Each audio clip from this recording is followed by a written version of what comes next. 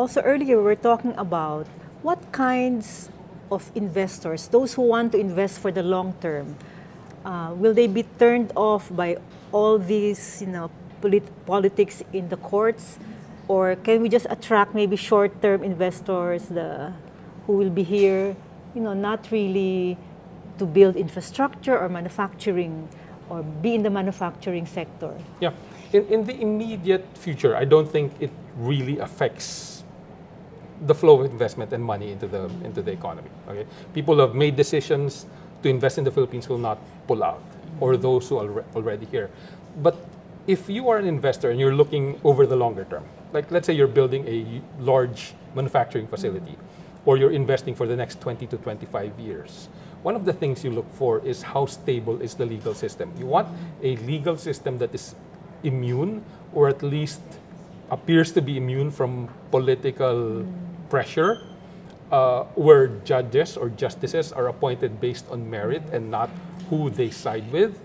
And as I said, starting from the time of early 2000s or even late 1990s, I think that perception of the Philippines has been degrading. So we get what you might call the low capital investment investors, BPOs. BPOs are basically people or companies abroad coming in, renting a space.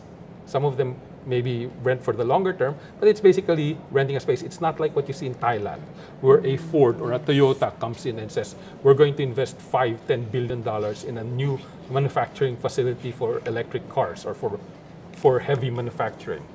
So we are losing out on that kind of investment. We're not going to lose all the investment. I think it's exaggerated to say, oh, no investor will now come to the Philippines. But for the investors who care about the longer term, about stability of rule of law, this for them is a negative, it's a check mark that says, I'm not too sure about long-term stability of rule of law in the Philippines. And of course, there's this perception internationally and regionally that Duterte is now one of the strong men in Southeast Asia and in the world. So does this also impact on the perception on rule of law in the Philippines? Because, a strong man can just, take over institutions or put people he wants in power.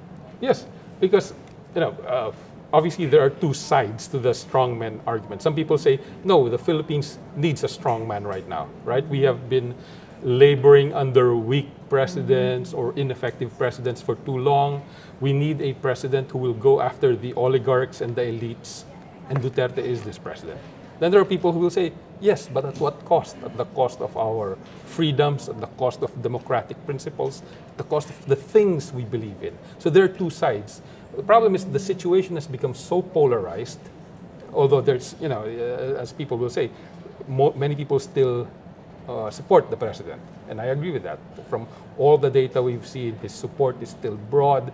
It's across income levels, and it is across geographies, across geographic areas. But the problem is the noise that comes from the polarization between the people who do not like the president or do not agree with him and those who support him is getting worse.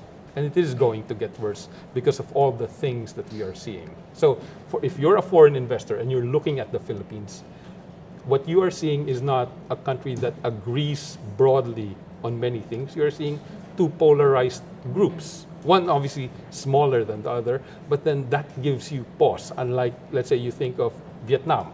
Vietnam, if you take a look at Vietnam, you will see the Communist Party is relatively coherent. They had a problem 5–7 years ago with the Prime Minister Nguyen Tan Dung in a fight with the conservatives. But right now they're relatively cohesive.